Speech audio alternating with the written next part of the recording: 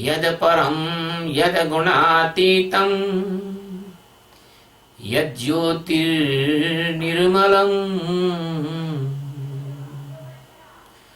तदेव परमं तत्त्वं कैवल्यपद कारणम्। रामः सत्यं परं ब्रह्म रामात् किंचिन विद्यते तस्मात् राम स्वरूपं हि रमयन्ति राम सर्वत्र। भगवान श्री राम के पवित्र चरणों में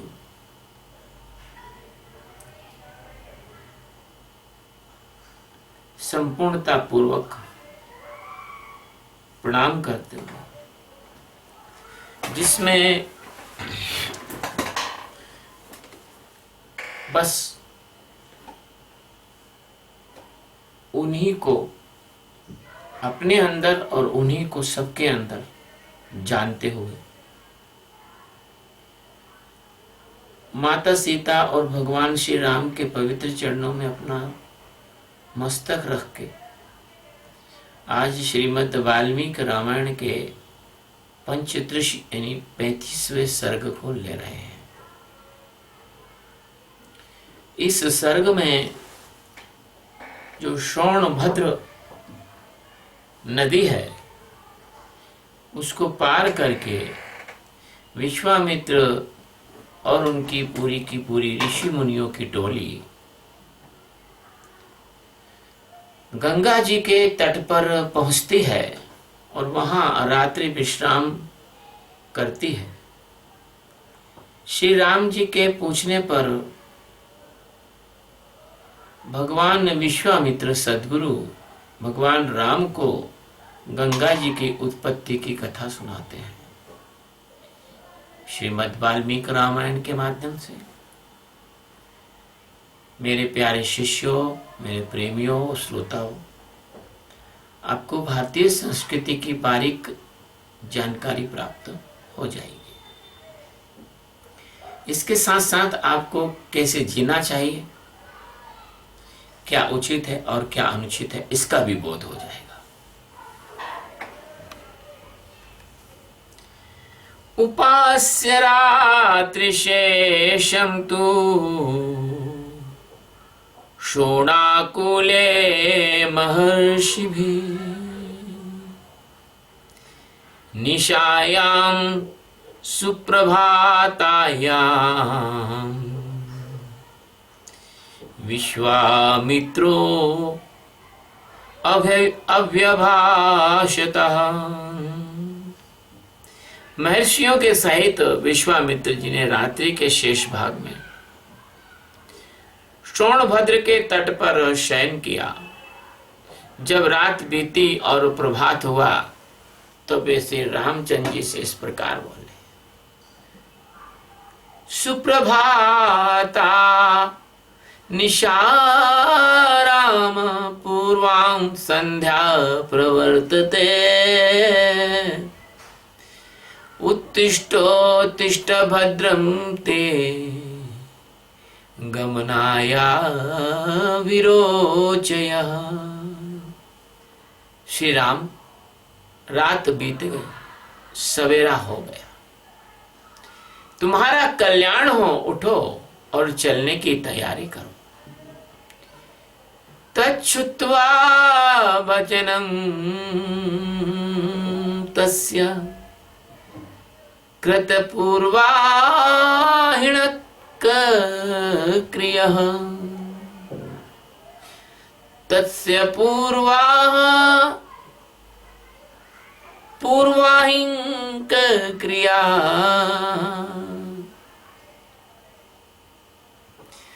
गमनं रोचयामास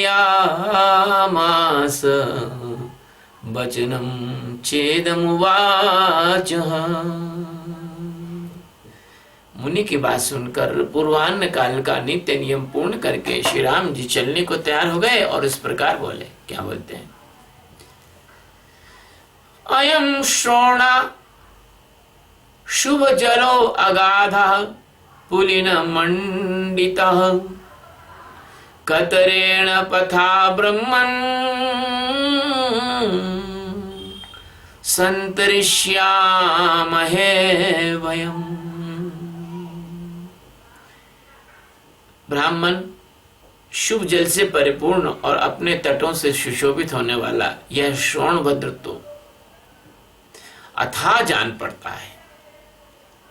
हम लोग किस प्रकार से चलकर इसे पार करेंगे?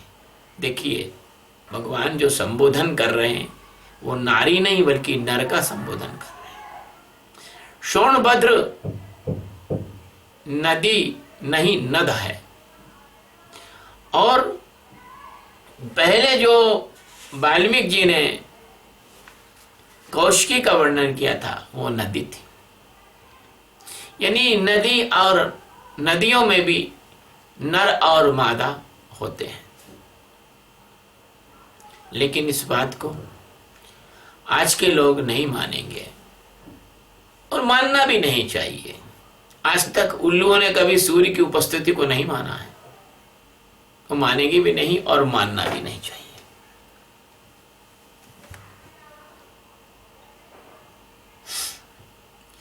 एवं मुक्तस्तु रामेण विश्वामित्रो अब्रीदिदम् विश्वामित्रो अब्रवीदिदम् एष पंथा मयो दृष्टो येन यान्ति महर्षयः। श्री राम जी के ऐसा कहने पर विश्वामित्र जी बोले, जिस मार्ग से महर्षिगण सोनभद्र को पार करते हैं उसका मैंने पहले से ही निश्चय कर लिया है, वह मार्ग यह है। देखिए, कई बार ऐसा होता है, किसी नदी और किसी नाले को आपको पार करना हो तो आपको उस नदी और नाले के बारे में जानकारी होना चाहिए। एक नर्मदा में एक जगह है, उसको कहते हैं बंदर कुदान। बंदर कूद जाता है आर पार नर्मदा के। नर्मदा में कुछ ऐसे स्थान है जहां पर आप नदी को आराम से पत्थरों के ऊपर पैर रख के पार कर सकते हैं। ऐसे प्रत्येक नदी में कहीं ना कहीं ऐसा स्थान होता जरूर है जब नदी वहां संकीर्ण होती है या चट्टानें इतनी ऊंची होती हैं कि उन चट्टानों के एक के बाद एक चट्टानों पर चढ़ के आप नदी पार कर सकते हैं। तो आगे है एवं मुक्ता महर्षयो विश्वामित्रेण धीमता पश्यन्तस्ते प्रयाता वे वनानि विविधानि च। बुद्धिमान विश्वामित्र के ऐसा कहने पर वे महर्षि नाना प्रकार के वनों की शोभा देखते हुए वहां से प्रस्थित हुए, यानी वहां से चल पड़े। प्रस्थित मतलब चल पड़ना। ते गत्वा दूरम ध्वनम गते अर्ध्व दिवसे तदा जाह्नवी सरिताम श्रेष्ठाम ददर्शुर मुनि सेविताम। बहुत दूर का मार्ग तय करने के बाद दोपहर होते होते उन सब लोगों ने मुनिजन सेवित सरिताओं में श्रेष्ठ गंगा नदी के तट पहुंचकर उनका दर्शन किया, है ना। ताम दृष्ट्वा पुण्य सलिलाम हंस सारस सेविताम बभूवर मुनयः सर्वे मुदिता सह राघवा। हंसों और सारसों से सेवित पुण्य सलीला भागीरथी का दर्शन करके श्री राम जी के साथ समस्त मुनि बहुत प्रसन्न हुए। इसमें एक विशेष बात आई है, हंसों और सारसों द्वारा सेवित। अगर किसी नदी में हंस ना हो, सारस ना हो, तो उस नदी की परिपूर्णता सिद्ध इसलिए नहीं होती कि ये एक दूसरे के परिपूरक है। जो पशु पक्षी हैं इनका हमारे इकोसिस्टम से बड़ा गहरा संबंध है। हमने इस इकोसिस्टम को बहुत नुकसान पहुंचाया है। हम जानते नहीं थे, हमको ज्ञान ही नहीं था कि कौन सा पशु पक्षी प्रकृति में क्यों आवश्यक है। प्रकृति में हर जीव की आवश्यकता है, हर जीव की भूमिका है, लेकिन हम ऐसा कर भूल गए। आपको ये ताज्जुब होगा कि एक आयुर्वेद में एक वृक्ष पाया जाता है जिसका नाम है काला कौड़ा। उस वृक्ष के नीचे कभी भी घास नहीं उगती है, और उस वृक्ष की छाल कैंसर की दवा के लिए एक नंबर की औषधि है आयुर्वेद में। तो एक और वृक्ष पाया जाता है, उसके नीचे ऐसा पदार्थ गिरता है तेल तेल जैसा, उसके नीचे भी घास नहीं उगती है, ऐसे तेलिया कंद पाया जाता है। हम लोगों ने तो पता ही नहीं ऐसी ऐसी वनस्पतियां नष्ट कर दी जो मनुष्य को वृद्धावस्था में युवा अवस्था में ला सकती थी, वृद्धावस्था बदल सकती थी, कायाकल्प कर सकती थी। हमने ऐसे ऐसे जीव नष्ट कर दिए कि जिन जीवों की शरीर की हवा मात्र से लकवा ठीक होता था। हमने ऐसे ऐसे कीड़े मकोड़े नष्ट कर दिए जो कि हानिकारक कीटों को खाकर फसलों को बर्बाद होने से बचाते थे। तो जो वाल्मीकि रामायण है उसमें जो आया है कि हंसों और सारसों द्वारा सेवित वो नदी का एक इकोसिस्टम है, और नदी का अपना एक फोना भी है और फ्लोरा भी है।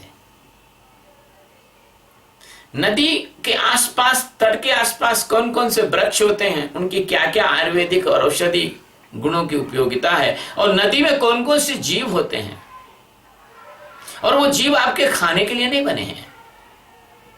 आपकी नजर केवल जीवों को खाने में, मतलब आपकी नहीं, मतलब उन संसारी लोगों की बात कर रहा हूं, मेरे भक्तों की नहीं।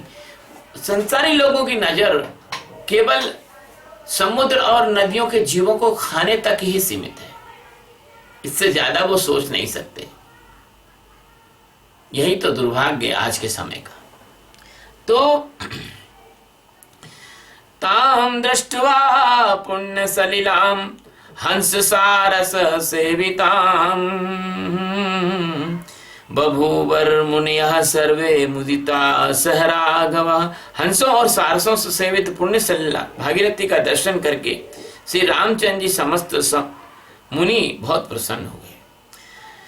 तस्यास्तीरे तदा सर्वे चक्रुर्वास परिग्रहम तथा स्नात्वा यथा न्यायं संतर्य पितृदेवता हुत्वा चैवाग्निहोत्राणि प्राश्चामृतवद्भिः बिभिशूर्जाह्नवी तीरे शुभा मुदित मानसा विश्वामित्रं महात्मानं परिवार्य समन्ततः। उस समय सबने गंगा जी के तट पर डेरा डाला, फिर विधिवत स्नान करके देवताओं और पितरों का तर्पण किया। इसके बाद अग्निहोत्र करके अमृत के समान मीठे हविष्य का भोजन किया। तदंतर वे सभी कल्याणकारी महर्षि प्रसन्नचित हो महात्मा विश्वामित्र को चारों ओर से घेर कर गंगा जी के तट पर बैठ गए मंडल बनाकर। विशिष्टाश्च यथा न्यायं राघवो च यथार्हतः संप्रहष्टमना रामो विश्वामित्रमथा ब्रवीत। जब वे सब मुनि स्थिर भाव से विराजमान हो गए और श्री राम तथा लक्ष्मण भी यथा योग्य स्थान पर बैठ गए, तब श्री राम जी ने प्रसन्नचित्त होकर विश्वामित्र जी से पूछा। क्या पूछा? भगवान श्रोतुमिच्छामि गंगा त्रिपथगां नदीं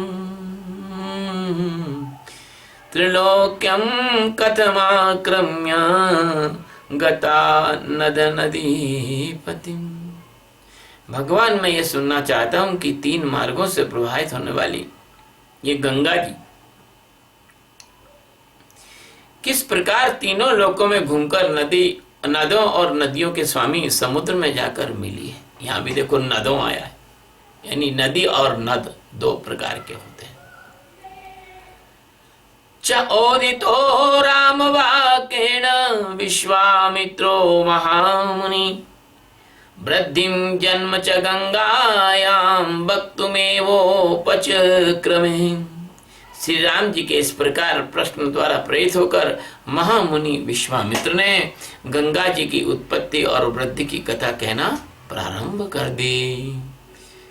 शैलेंद्रो हिमवान राम धातु नाम करो महान तस्य कन्या द्वयं राम रूपेण प्रतिमं भुवि। हे राम, हिमवान नामक एक पर्वत है जो समस्त पर्वतों का राजा और सब प्रकार के धातुओं का बहुत बड़ा खजाना है। हिमवान की दो कन्याएं हैं जिनके सुंदर रूप की इस भूतल पे कोई तुलना नहीं है। श्री राम जय जय राम। या मेरु दुहिता राम तयोर्माता सुमध्यमा नाम्ना मेना मनोज्ञावे पत्नी हिमवता प्रिया।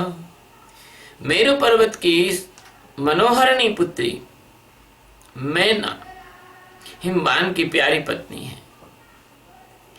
हिमवान और मेरु, ध्यान देना जरा, आप भी अभी भी मेरु पर्वत है, अभी भी हिमवान पर्वत है, लेकिन तुम्हें योजनाबद्ध तरीके से उनके नाम भुलवा दिए गए हैं। अब वो आज भी उनको और दूसरे नाम से जाना जाता है, मेरु पर्वत को भी और हिमवान पर्वत को। हिमवान पर्वत जो है वो हिमालय की श्रृंखला में एक सर्वोच्च ऊंची चोटी और बड़ी सुरम्य चोटी, जहां बड़ा अच्छा लगता है जाने में, लेकिन जहां जाना अत्यंत कठिन भी नहीं है। आप लोगों को ये मैं टास्क देता हूं कि आप ढूंढें कि हिमवान कौन और मेरु कौन। फिर नहीं ढूंढ पाओगे तो फिर मैं बताऊंगा। सुंदर कटी प्रदेश वाली मैना ही उन दोनों की कन्याओं की जननी है। मैना नाम जो है वो हिमवान की पत्नी का है और ये दोनों कन्या उनकी पुत्री है। तस्या गंगे भवज्येष्ठा हिमवतः सुतः उमा नाम द्वितीया भूत कन्या तस्यैव राघवः। रघुनंदन, मैना के गर्भ से जो पहली कन्या उत्पन्न हुई ये वही गंगा जी है। ये हिमवान की ज्येष्ठ पुत्री हैं और हिमवान की दूसरी कन्या जो मैना के गर्भ से उत्पन्न हुई उनका नाम उमा है। उमा नाम से वो प्रसिद्ध है। आपके मन में शंका हो जाएगी कि भगवान बलि वामन अवतार में जब भगवान बलि ने जब भगवान वामन ने भूमि ली 3 पग की, उस समय जब भगवान ने अपना चरण फैलाया, विस्तार किया, तो ये स्वर्ग की और ब्रह्मलोक की जो अंतर कला है, जो उसकी सीमा है, वो उसका एक स्पष्ट नाम है। जैसे किसी का परकोटा होता है, वहां जाके टकराया। भगवान ब्रह्मा जी ने झटपट उसके अंगूठे का अभिषेक करके उस जल को अपने कमंडल में रख लिया। उसको ही गंगा कहा है। वही गंगा अवतीर्ण हुई थी और वही गंगा भौगोलिक दृष्टि से गंगा है और वही आध्यात्मिक दृष्टि से हिमवान की पुत्री है। और इसमें बड़ा गहरा रहस्य है। इस रहस्यों को जिज्ञासुओं को बताना है, लेकिन इस कथा में नहीं, अलग से बताना होगा, क्योंकि इस कथा को तो हर आदमी सुनता है और हर आदमी को ये रहस्य की चीज बताई नहीं जा सकती है।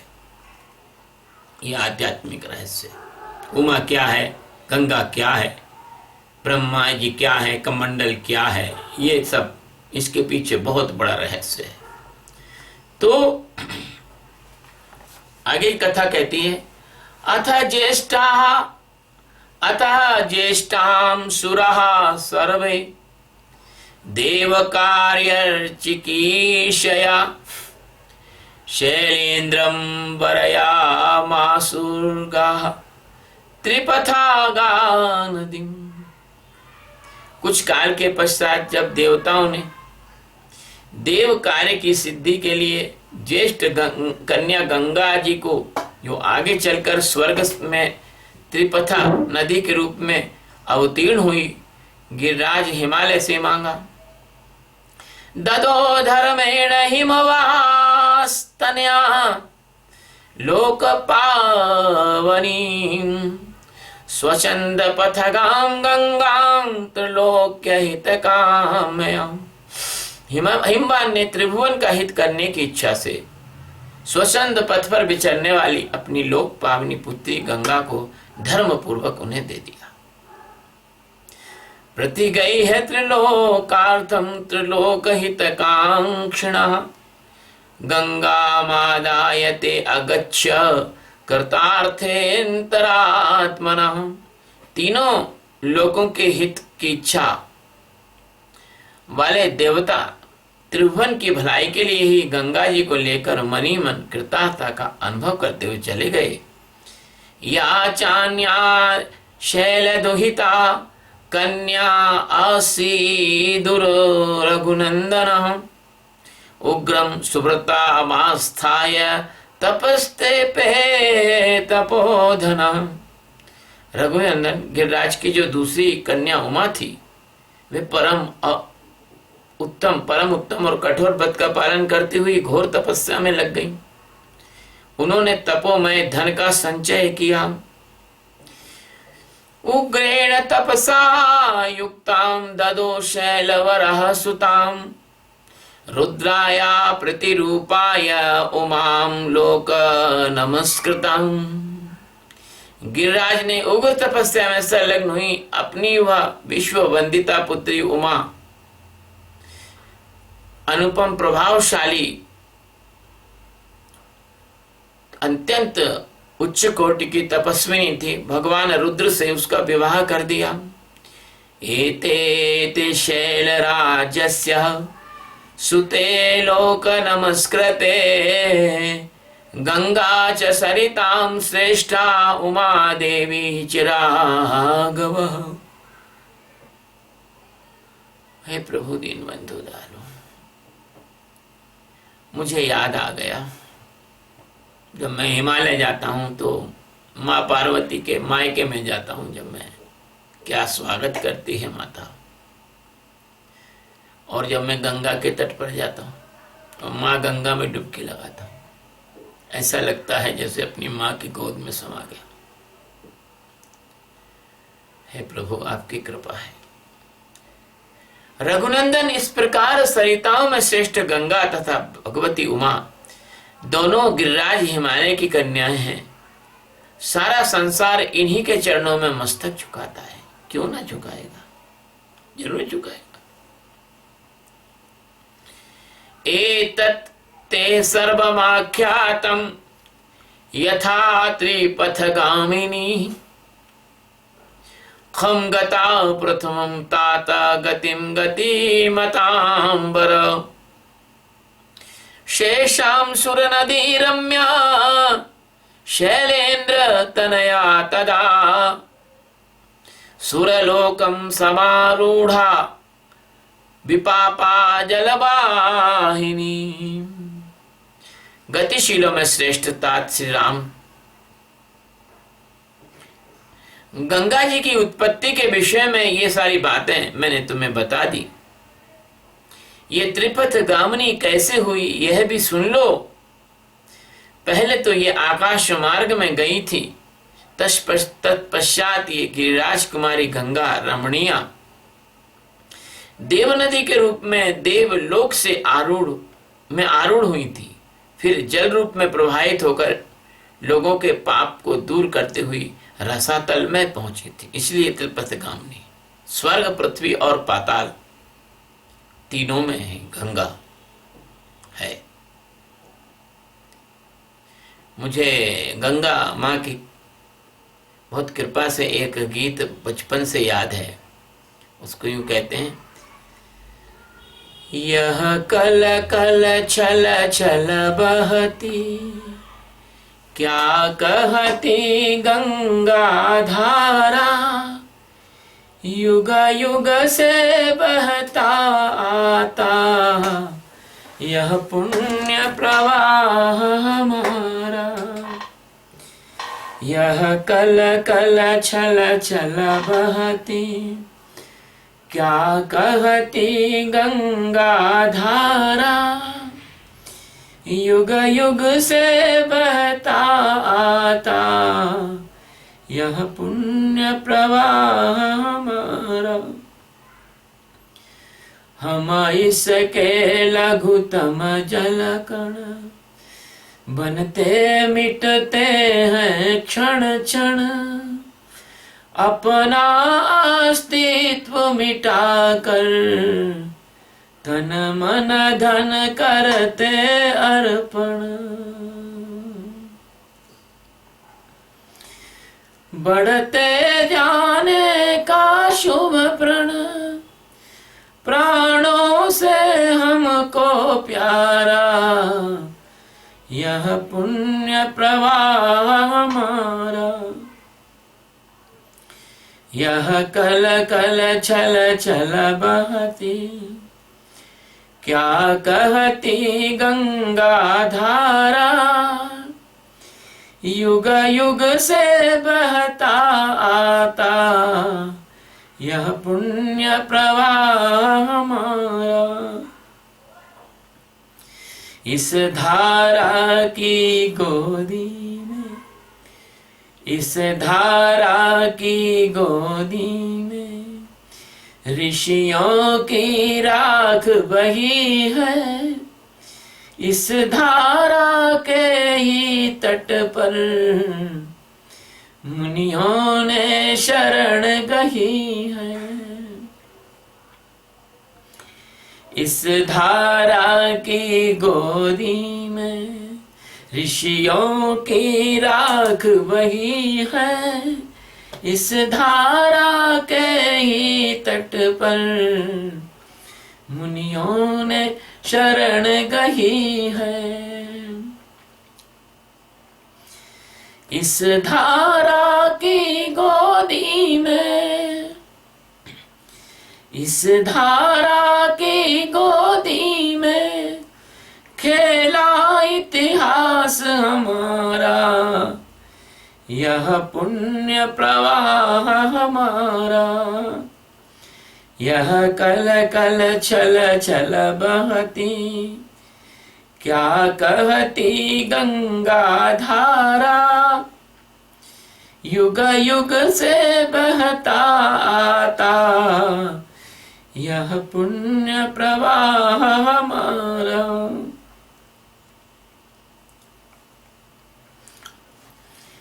क्या इसको रोक सकेंगे, क्या इसको रोक सकेंगे। मिटने वाले मिट जाएं, कंकर पत्थर की हस्ती क्या बाधा बन कर आए। क्या इसको रोक सकेंगे। मिटने वाले मिट जाएं, कंकर पत्थर की हस्ती क्या बाधा बन कर आए। ढह जाएंगे गिरि पर्वत, ढह जाएंगे गिरि पर्वत। कांपे भूमंडल सारा, यह पुण्य प्रवाह हमारा। यह कल कल छल छल बहती, क्या कहती गंगा धारा। युग युग से बहता आता यह पुण्य प्रवाह हमारा।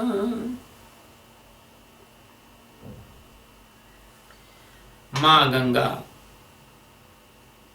बलिहारी है आपकी, गंगा जैसी माँ नहीं। गीता जैसा ज्ञान नहीं, और इस पृथ्वी में गाय जैसा साक्षात भगवान नहीं। तुम तो भाग्यशाली हो जो मेरे जैसे सद्गुरु के पास हो। अन्यथा जो राक्षसों के पास चले गए भूल से, जिन्होंने उनकी संगति अपना ली, वो आज गंगा, गीता और गौ माता तीनों के साथ इतना बड़ा अत्याचार कर रहे हैं जिसकी माफी, जिसकी क्षमा तीनों लोकों में असंभव है। ये हमारी सनातन धर्म संस्कृति है, गंगा के समान है, पावन है, उज्जवल है, धवल है, दिव्य है। ये पाप नाशनी है, कर्म नाशनी है, मोक्षदायिनी है, भक्तिदायिनी है, प्रेमदायिनी है, शांतिदायिनी है। ये हमारी संस्कृति ही गंगा है। इसी गंगा के तट पर हमारे ऋषि मुनियों ने तपस्या की है, हमारे वीरों की राख बही है, हमारे वीरों का पिंडदान इसी गंगा के तट पर होता है। यही भारतीय संस्कृति रूपी गंगा,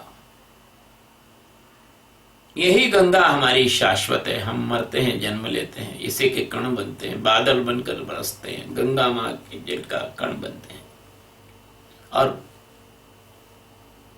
इसी की गोद में खेलने के लिए भगवान अवतार लेते हैं।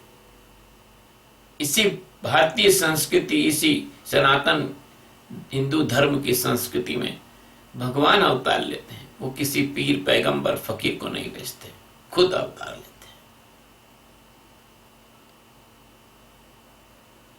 हम तो कभी कहते नहीं कि हमारा ही धर्म तुम अपना लो, हमारा ही धर्म श्रेष्ठ है। हम नहीं कहते, सूरज कभी नहीं कहता कि मैं ही श्रेष्ठ हूं। श्रेष्ठ तो श्रेष्ठ होता ही है, उसको तो सब मान्यता देते हैं। उल्लुओं को छोड़कर सूरज को सब मान्यता देते हैं। जैसे गंगा में कोई गधा भी, सुअर भी जाके घुस जाए तो गंगा उसको हटाती नहीं, ऐसे हमारी संस्कृति में विश्व बंधुत्व है। बर्बर हिंसक लोग भी यहाँ आके रहने लगे हैं, और आज भी वो हिंसा और बर्बरता का कृत्य करते हैं और धर्म की बात सुनते नहीं। उन्होंने अधर्म को धर्म मान लिया है। हमारे से बिल्कुल उल्टे, बिल्कुल विपरीत। समय आएगा, परित्राणाय साधूनां विनाशाय च दुष्कृतां धर्म संस्थापनार्थाय संभवामि युगे युगे। समय आएगा, लेकिन जब वो समय आए तब तक अपने प्राणों और संस्कृति की रक्षा के लिए सनातन हिंदू समाज को एक होना चाहिए। राष्ट्र और धर्म के लिए सारे भेदभाव और सारे मनमुटाव, सारी विषमता समाप्त करना चाहिए। आज के वाल्मीकि रामायण का ये संदेश भगवान की तरफ से आप सब लोगों के लिए है, और इसी के साथ में ये जो सर्ग है वो पूरा होता है, और ये सर्ग जो पूरा होता है उसके पूर्ण होने पर अपन भगवान का स्मरण करते हैं। श्री राम जय राम, श्री राम जय जय राम। इत्यर्थे श्रीमद् वाल्मीकि रामायणे वाल्मीकि आदि काव्ये बालकांडे पंचविंश सर्ग। इस प्रकार श्री वाल्मीकि निर्मित आर्ष रामायण आदि काव्य के बालकांड में 35वां सर्ग पूरा हुआ। 36वां सर्ग, षटविंश सर्ग कल लेंगे। शिवम।